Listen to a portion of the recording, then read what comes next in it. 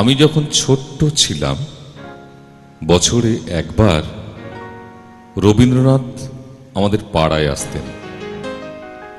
আমি যখন ছোট ছিলাম মামার বাড়ির তিনতলার ছাদে বছরে একবার রবীন্দ্রনাথ আসতেন।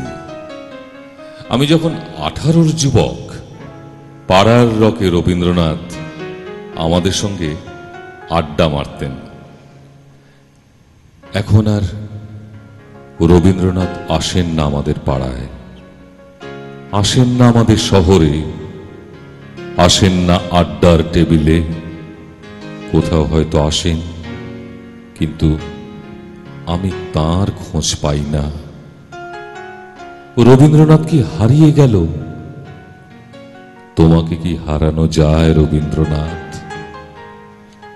আমি যখন এসব ভাবছি তখন আমার স্ত্রী আয়নার সামনে দাঁড়িয়ে নিজেকে খুঁজতে খুঁজতে গুনগুন করছে, তোমায় নতুন করে পাবো বলে হারাই ক্ষণে ক্ষণে।